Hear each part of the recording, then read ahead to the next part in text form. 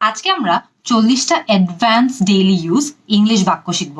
এমন কিছু কিছু বাক্য শিখবো যেগুলো আমাদের প্রত্যেক দিন লাগে এবং সেই বাক্যগুলো কিভাবে আমরা ডিফারেন্ট সিচুয়েশনে ইউজ করতে পারি। সো শুরু করে দিই। মনে করেন আপনি কাউকে জিজ্ঞেস করতে চান যে সে কেমন আছে, আপনি কি সিম্পলি জিজ্ঞেস করবেন হাউ আর ইউ? অবশ্যই আপনি এটা জিজ্ঞেস করতেই পারেন, কিন্তু এখন কিন্তু আপনি আরো অনেক অ্যাডভান্সড ইউজার হচ্ছেন, রাইট? আপনি আস্তে আস্তে আপনার স্পোকেন ইংলিশে আরো বেশি দক্ষ হচ্ছেন। তো আপনি কি বলতে পারেন? হোয়াটসঅ্যাপ। হোয়াটসঅ্যাপ আমরা সাধারণত খুব ইনফর্মাল সিচুয়েশনে যদি থাকি, মনে করেন আপনারা বন্ধু বান্ধব মহলে আছেন, সেই ক্ষেত্রে কিন্তু আপনারা চাইলে ইজিলি জিজ্ঞেস করতে পারেন হোয়াটসঅ্যাপ, মানে কি অবস্থা। হয়তো আপনি এটাও বলতে পারেন হোয়াটস নিউ, মানে নতুন কি কি অবস্থা বা নতুন কি কি কি হয়েছে আমাকে বলো, হোয়াটস নিউ। অথবা আপনি এটাও বলতে পারেন হাউজ ইট গোয়িং, কেমন যাচ্ছে দিনকাল, হাউজ ইট গোয়িং। অথবা আপনি এটাও বলতে পারেন how are things. How are things is pretty similar to মনে করেন কি অবস্থা, কেমন যাচ্ছে দিনকাল। এগুলো সবকিছুরই মিনিং কিন্তু মোটামুটি সেম। সো নতুন করে শেখার মতো কিন্তু কিছু নাই। অ্যান্ড এটাই অনেক অ্যামেজিং, আপনি বিভিন্ন সিচুয়েশনে বিভিন্নভাবে সেন্টেন্সগুলো ইউজ করতে পারবেন, মিনিংটা কিন্তু চেঞ্জ হচ্ছে না। আপনি হাউ আর ইউ জিজ্ঞেস করার জন্য এগুলো সব জিজ্ঞেস করতে পারবেন। এখন আপনি মনে করেন যে আপনি একটু ফর্মাল একটা সিচুয়েশনে আছেন, আপনি হয়তো বা হে হোয়াটসঅ্যাপ এভাবে বলতে পারবেন না। তখন আপনি কি বলতে পারেন? আপনি হয়তো বা বলতে পারেন how's life treating you.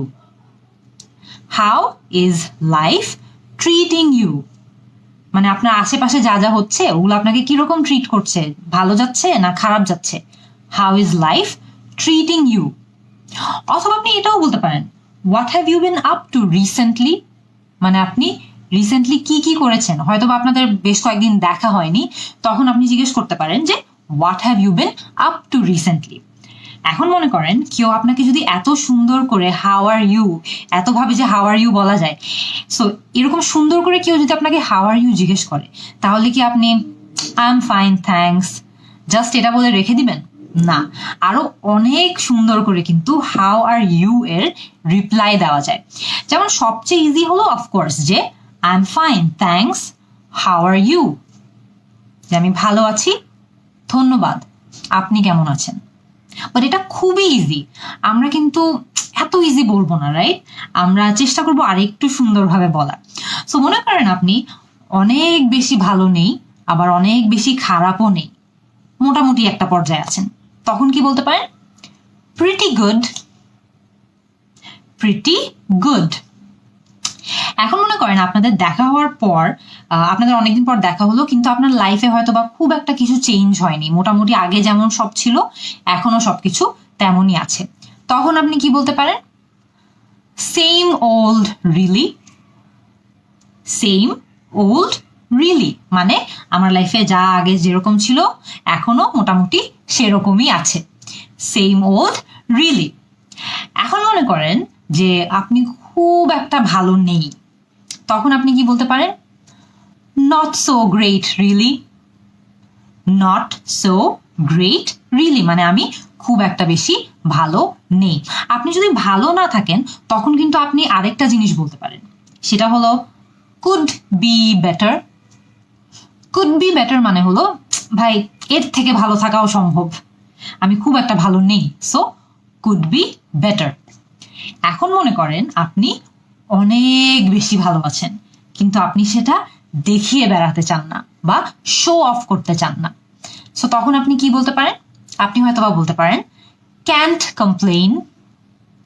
Can't complain আলহামদুলিল্লাহ, এর মানে হলো যে আমি ভালো আছি, আমার কোনো কমপ্লেইনস নেই।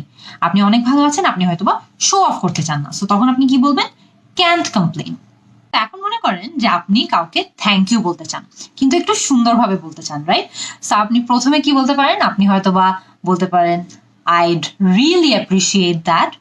কেউ আপনাকে কিছু একটা ভালো করে দিতে যাচ্ছে বা উপকার করে দিতে যাচ্ছে, আপনি বলতে পারেন আইড রিয়েলি অ্যাপ্রিসিয়েট দ্যাট, মানে আপনি যদি আমাকে এটা করে দিন আমার অনেক বেশি ভালো লাগবে। কি বলবেন? I'd really appreciate that. অথবা কেউ যদি আপনাকে উপকার করে, আপনি এটাও বলতে পারেন যে that's so kind of you, মানে আপনি আমাকে এত বড় একটা উপকার করে দিলেন, that's so kind of you. আপনি এটাও বলতে পারেন আই এম ভেরি গ্রেটফুল, অথবা আই এম রিয়েলি গ্রেটফুল, মানে আমি আপনার কাছে অনেক কৃতজ্ঞ, আমি সত্যিই অনেক কৃতজ্ঞ, আই এম রিয়েলি গ্রেটফুল। এরপরে আপনি আরো বলতে পারেন I can't thank you enough, I can't thank you enough, মানে আমি আপনাকে যতবারই থ্যাংক ইউ বলি না কেন বা যতবারই ধন্যবাদ দিই না কেন সেটা কম হবে। I can't thank you enough. আপনি এটাও বলতে পারেন থ্যাংক ইউ হিসেবে, বা থ্যাংক ইউর পরিবর্তে আপনি এটাও বলতে পারেন আই ও ইউ ওয়ান, মানে আমি আপনার কাছে ঋণী হয়ে রইলাম। I owe you one. I owe you one এর সাথে অনেক সিমিলার একটা সেন্টেন্স আসে, সেটা হলো I owe you big time. দুটোরই মিনিং কিন্তু সেম, যে আপনি এত বড় একটা উপকার আমাকে করে দিলেন, আমি আপনার কাছে ঋণী হয়ে রইলাম। সো আপনি বলবেন আই ও ইউ ওয়ান, অথবা আপনি বলবেন I owe you big time. খেয়াল করে দেখুন, যখন এত সুন্দর করে কেউ আপনাকে থ্যাংক ইউ বলছে, তখন আপনার অনেক সুন্দর করে ওয়েলকামও তো বলা লাগবে, রাইট? আপনি জাস্ট ইউর ওয়েলকাম বললে তো ব্যাপারটা হলো না। সো তখন আপনি কিভাবে সুন্দর করে ওয়েলকাম বলতে পারেন?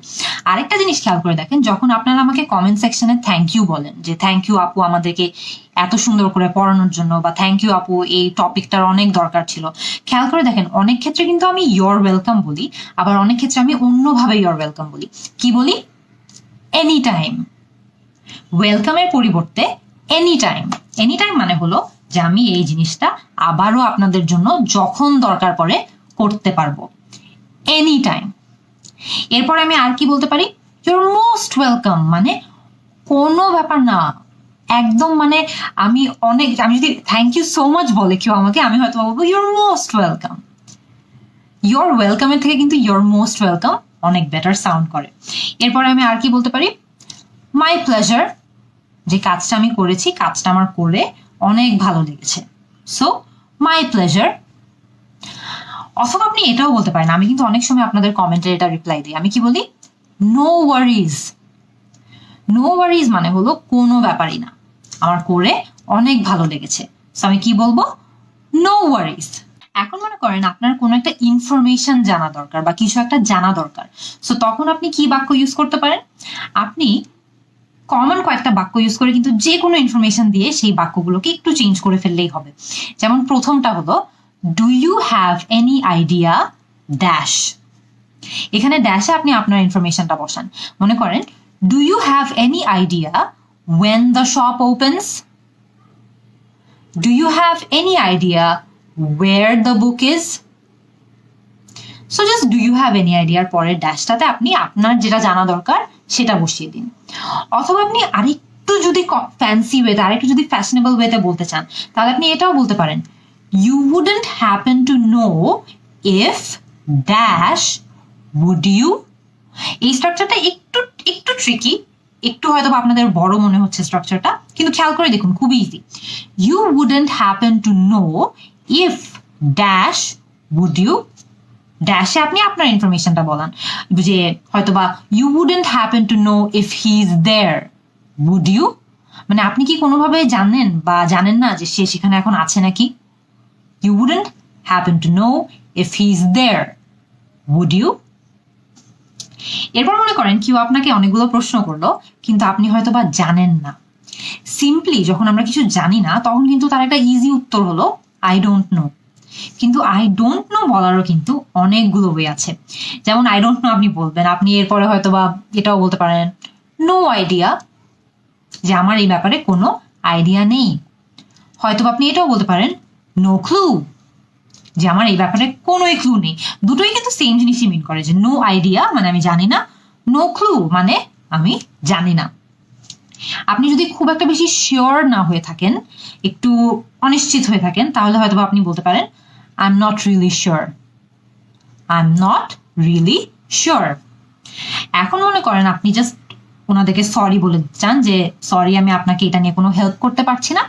আপনি হয়তো বলতে পারেন sorry I can't help you দেয়ার, যে সরি আমি আপনাকে এই বিষয়ে খুব একটা বেশি হেল্প করতে পারছি না, sorry I can't really help you there. এখন মনে করেন কেউ একজন আপনাকে কিছু একটা বললো এবং আপনি এটা প্রকাশ করতে চান যে আপনি তার সঙ্গে একমত বা আপনি তার সাথে এগ্রি করেন। আপনি সিম্পলি বলতে পারেন আই এগ্রি, বাট আপনি আরেকটু অ্যাডভান্সডও বলতে পারেন। আপনি কি বলতে পারেন? এক্স্যাক্টলি, ঢাকার ট্রাফিক খুবই খারাপ।